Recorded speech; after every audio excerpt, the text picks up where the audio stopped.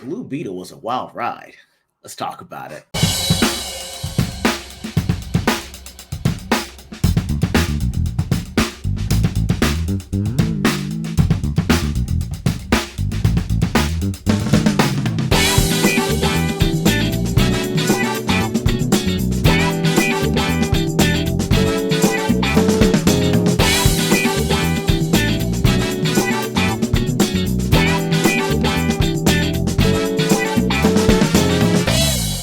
Welcome back, everyone. It is I, the Dumbledore's door is always open.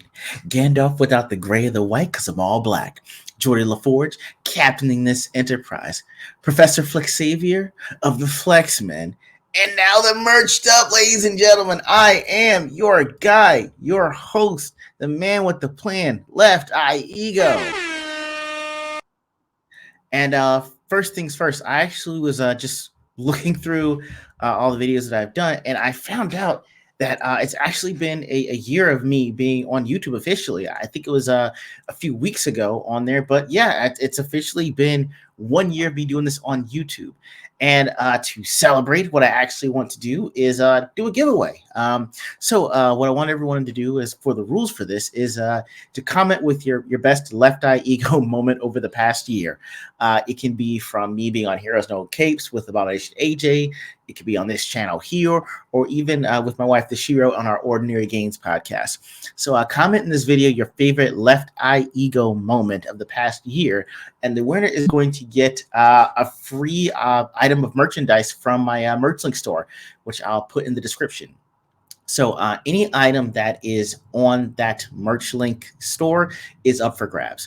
So if you want anything that's on there, if you win with the best comment of the video, that item's going to you. All right, and it's gonna be on you, boy, because I'm so excited that it's been a year. It's been fun, and you guys have been very supportive. Given me a laugh or two, and even constructive criticism. So it has been great. So to celebrate, hey, we got this contest just for you guys. All right. So you know what? Back to Blue Beetle. It was a wild ride. So I want to do this review, be open and honest with you guys. The first thing I'll go over are the things that I did not like about the movie. You know, my constructive criticisms of that movie from that point of view. And then I'll actually go on to review, the ego statistics, because we don't do that 1 to 5 star crap over here. We are going to be basing the movie, after I do my grievances on it, based on the casting, the plot, pacing, and the fun factor. So with that, guys, let us get into it. Edition of Festivus begins with the airing of grievances. I got a lot of problems with you people. Now you're gonna hear about it. All right, guys. So first things first. These are my cinematic grievances for the Blue Beetle movie. And I will be honest with you, there are going to be light spoilers for this, so I'll put that in the, I guess, the chapter outline of this once the video is up. So first things first that I didn't like, that was my grievance, was the choice of the villain for this movie. It was Victoria Cord. And the issue I had with that is the fact that Victoria Cord's not a comic book character. I'll rephrase that. She wasn't a comic book character until 6 months ago, when the title of that comic book was made specifically for this movie. I think it was called Graduation Day, I believe. Victoria Cord is supposed to be the sister of Ted Cord. And the way they set it up is that when their father died, the father gave Ted Cord the business, but not Victoria Cord. So Victoria Cord is now the embittered and jealous sister to Ted Cord, and now that Ted Cord is no longer around for the time being, she takes over all business operations of Cord Industries. Now, I did not necessarily like that, because if we're going just based off of the Blue Beetle Rebirth run that was out a few years ago, you could have done La Dama, because she was local. You could have done the Posse. You could have even done Brother Eye. You had so many other options for comic book characters that have a little bit of more longevity than just creating a character specifically for this movie. The other grievance I had is still within the Cord family, and that's Jenny Cord. Again, not a comic book character from what I could find. So this is also one that you created specifically for this movie. Uh, I don't like them just adding characters in because it kind of can throw off the flow or the dynamic of the movie. Now, they did well enough here. I just didn't like the inclusion of it. Uh, Also, considering the fact that they made her half Brazilian, now it looks like it's the minority versus the evil white lady, if you understand what I mean there. The other thing was with regards to the Reyes family. And again, if you read the Rebirth one, which was a few years ago, Jaime Reyes' mother is actually a pediatric physician. So a lot of the characters that are from the neighborhood in El Paso, where it was supposed to be based, are in the posse. And so whenever these kids get hurt or they have a mutation that is caused them to have adverse effects, they wind up going to see Dr. Reyes for this. Now, in this movie, she's a housewife. So it kind of takes away some of the agency that she had and more of her ties to the actual community outside of the Reyes family. On top of that, the father was supposed to own his own auto mechanic shop. Now, in the movie, he's actually he's unemployed due to medical reasons. And so again, they kind of take away his ability to provide for his family, even though they actually explain a reason why within the first 5 to 10 minutes of the movie. Again, I'm going off of the Rebirth run that I really enjoyed, and now I'm seeing the family, and they're kind of in dire straits. I didn't really like the way they did that. I guess you can also add to that my criticism of the voice for Kaji Dai, or the Scarab. I wanted the voice to be more like the one that you hear in Young Justice. We must eliminate the target now. There's no time to waste. Other than a voice sounding kind of like AI, even though it was Becky G, who was the Yellow Power Rangers in the Power Rangers reboot that came out a few years ago. So, with that, I'm going to end my cinematic grievances and scene, and we're going to jump right into it, guys. Let's start off with the casting. I'm going to give the casting off the bat 4 EGOs. And I'm going to highlight 3 characters that I thought really made this movie kind of pop. The first one, Sola Maraduena as Jaime Reyes. Fantastic job. He is exactly the live action portrayal of the comic book Jaime Reyes and the Young Justice one that you'd want to see. Warner Brothers did a great job in taking a page out of Walt Disney or Marvel's book with hiring popular but young and cheap talent for your lead role. I also like the way that he acted age appropriate for Jaime Reyes in this movie. Now, the Jaime Reyes that I read about with the Rebirth issue was still in high school. He was 16, maybe 17 years old, or at least on the cusp of being 18. In the movie, he's actually 22 years old and just graduated college. So it's in line with what you would have seen him at the next stage of Cobra Kai. I know that he's kind of in high school and finishing, so this is more like I don't want to see him back in high school. I at least want to see, the character being age appropriate, 21 or 22. That works. Also, George Lopez as Rudy Reyes. Now, I understand that George Lopez's style of comedy isn't for everyone, and that's okay. I used to watch the George Lopez show back in the day when it was on Nickelodeon, and I actually kind of liked the humor. So I was used to that humor on the small screens. When it translated to the big screen and was a little bit more raunchy, it made absolute sense to me. His character of Rudy Reyes, he not only he provided comedic relief, and it wasn't the snarky retorts that we've come to see as an issue with the Marvel Cinematic Universe over the last few years. On top of that, his portrayal of Rudy Reyes showed aspects of vulnerability as well as, I will say, situational intelligence, which was really good to see there. My favorite character, not named Jaime Reyes Jaime Reyes in this movie, was Nana Reyes. She's played by Adriana Barraza.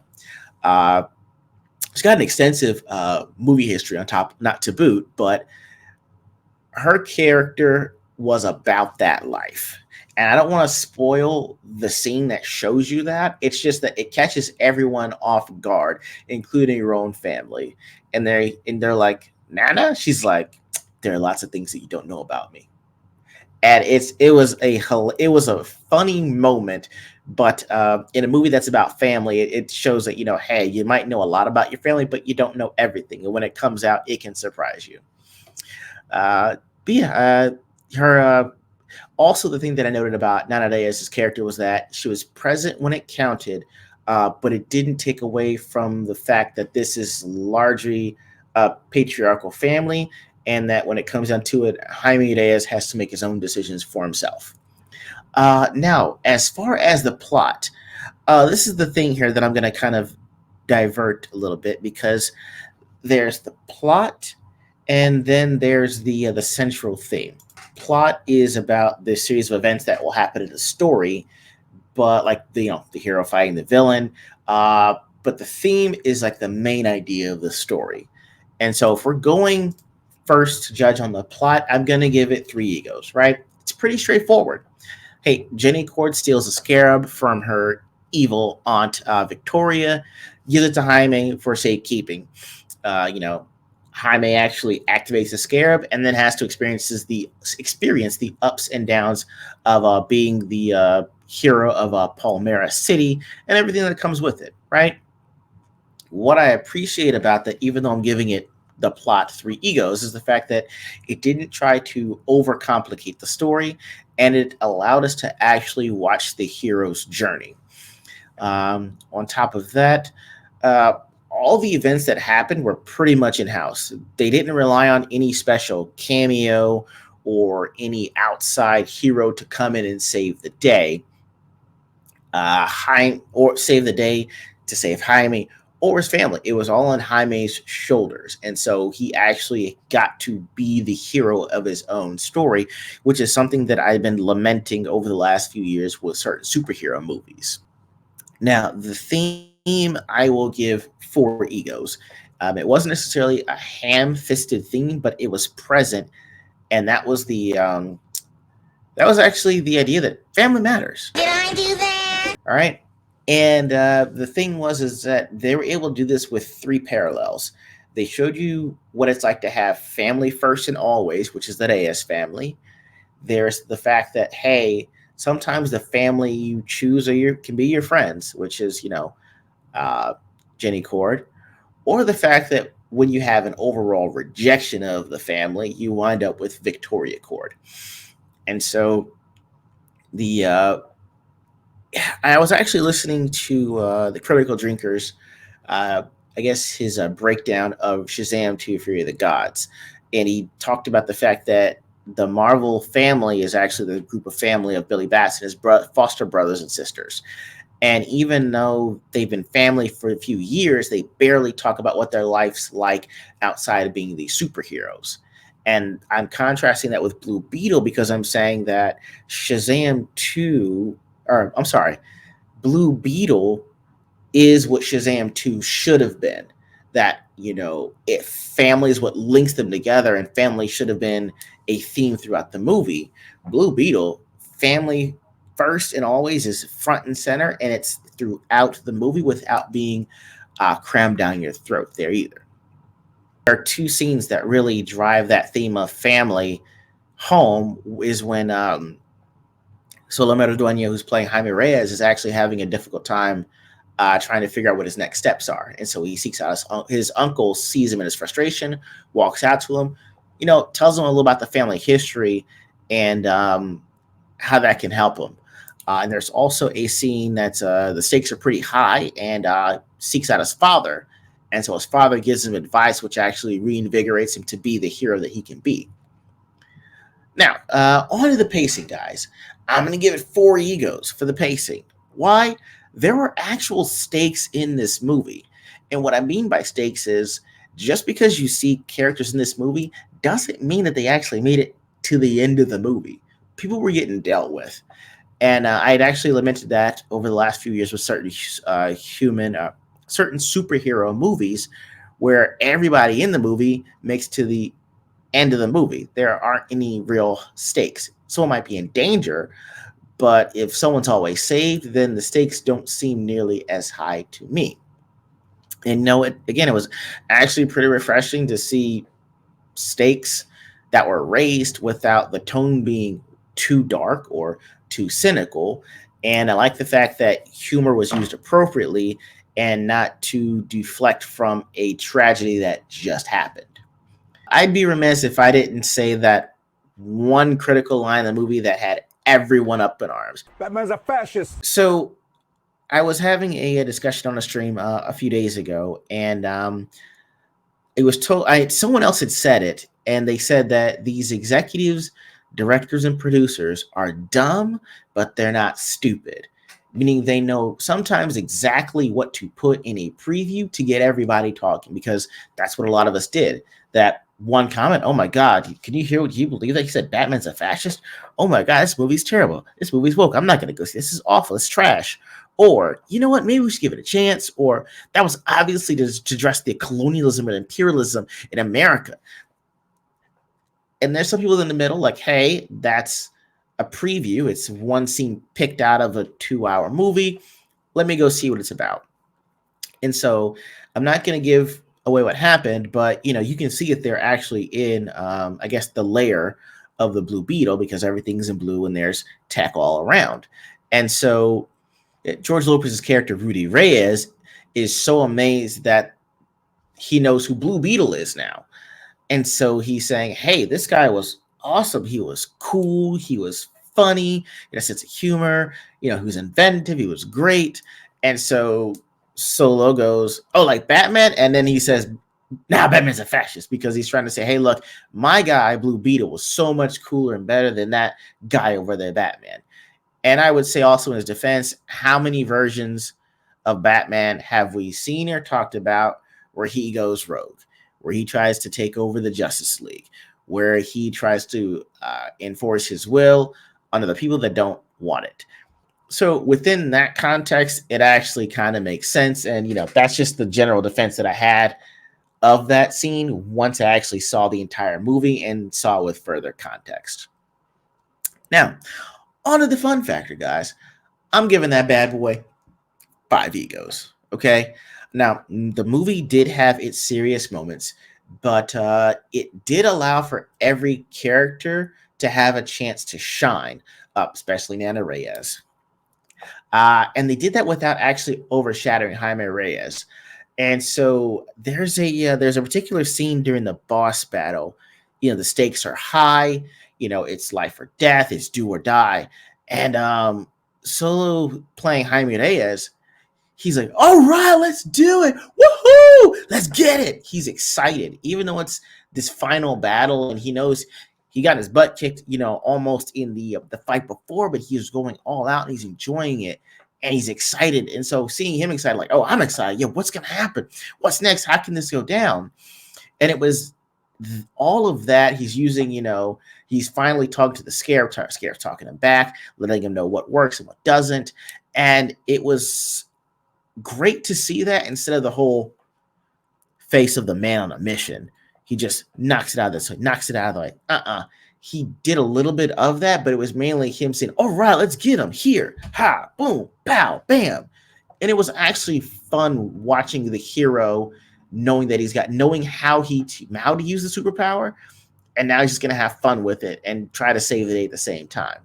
The transitions between him going from Jaime Reyes to Blue Beetle were really cool.